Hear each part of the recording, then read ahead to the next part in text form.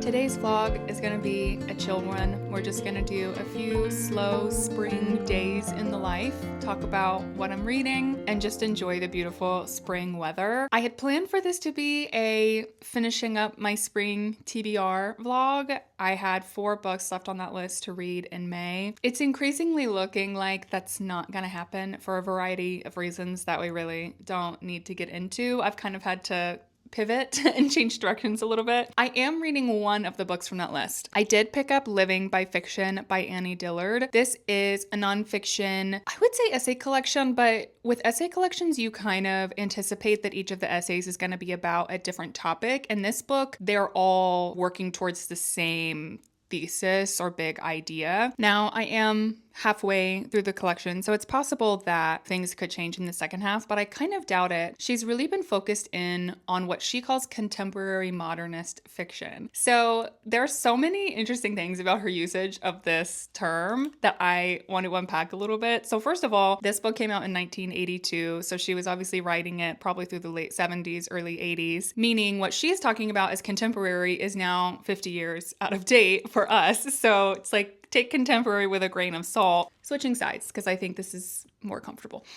And also what she is calling contemporary modernist. So this is authors like Borges, Nabokov, Lem, Calvino. Those are all authors that we, I think looking back now with the perspective of knowing where literature went in the 80s and so on, we would see all of those authors as kind of transitional between modernist and postmodernist. Now, so far I have not heard her use the word postmodernist at all, and she may not even be aware at the time that she's writing this that what these authors are doing is essentially transitioning us out of modernism into what we end up calling postmodernism. They're like honestly basically the same thing, in my opinion. What she does in part 1 of the book is she talks a lot about the techniques that authors use to kind of create this contemporary modernist style. That was absolutely fascinating. Honestly, this book is a lot more, I wouldn't say it's fully scholarly, but it definitely tends more towards scholarly than it does towards chatty and commercial. Like this is very serious, the way that she's approaching this, and it's not personal essays. Now I'm in part 2, and she's talking about public opinion of these works, essentially. So how does the kind of reader public approach these books? What do critics think about it, etc.? There's been some interesting conversations in the second half. She doesn't use these terms, but she's essentially talking about high art versus low art in literature with these contemporary modernists, what we would call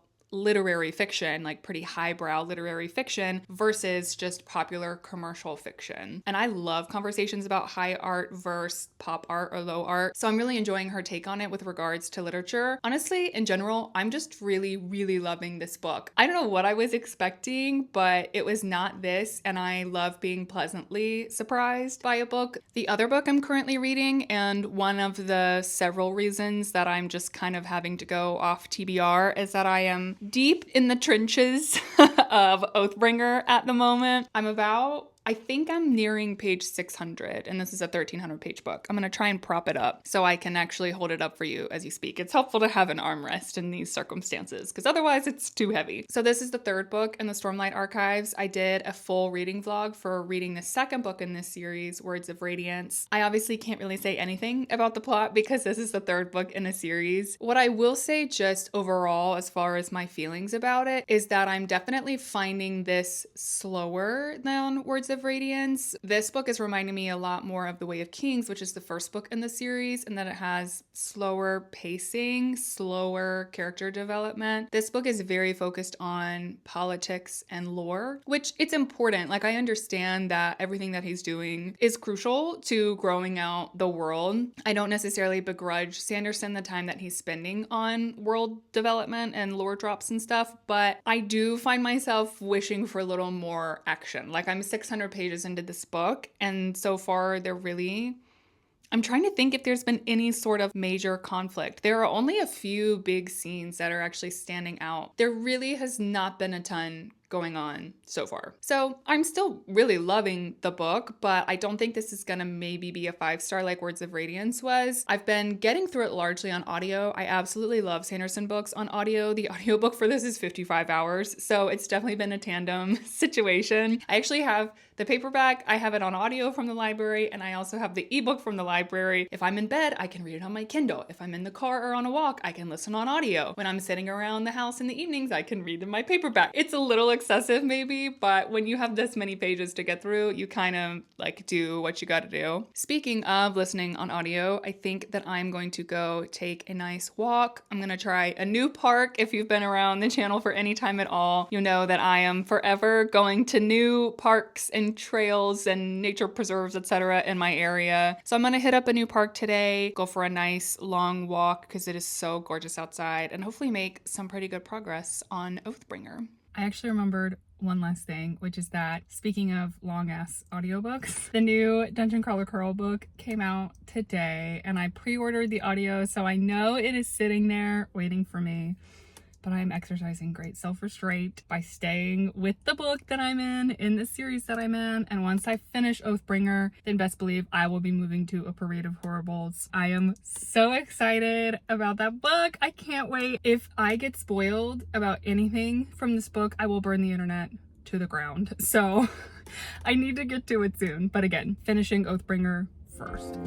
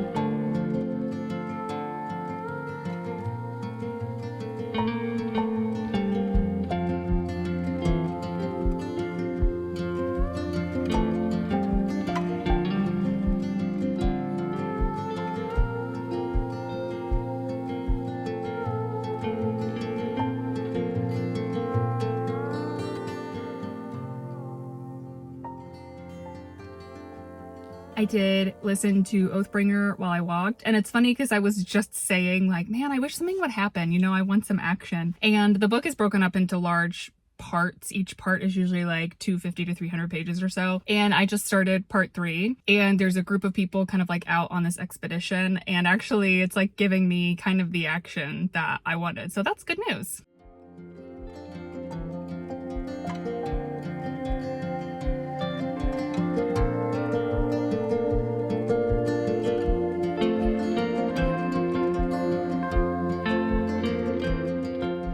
Girls weekend this weekend. Well, it's kind of funny to call it a girls weekend because I think it's gonna be mostly like middle-aged and senior ladies because my mother-in-law is hosting it. But I volunteered to bring my French onion dip that is delicious, and I'm bringing a cheesecake. I'm not actually making the cheesecake, thankfully. I just am using a pre-made one, but I'm decorating it cutely. I saw this really cute fruit decor for a cheesecake, or I guess maybe a cake, on Pinterest, and I've been wanting to try it, and this is the perfect opportunity. I kind of wish I could listen to my audiobook while I do this, but I actually don't listen to my audiobook while I cook. There's something about it, I don't know, I just can't focus on 2 things at a time like that. I find that if I listen to anything really besides music when I'm cooking, I mess up on steps or something. Like, I just really need to focus on what I'm doing with the food.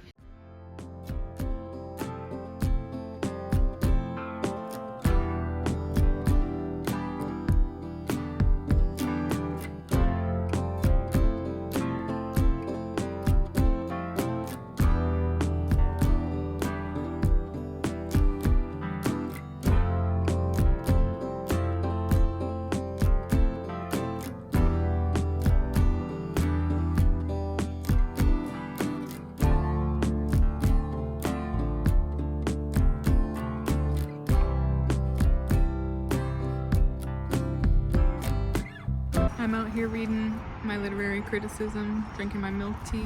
The neighbor girl's out here whipping around in her little motorized buggy scooter thing. It's hot girl summer on this street. What can I tell you?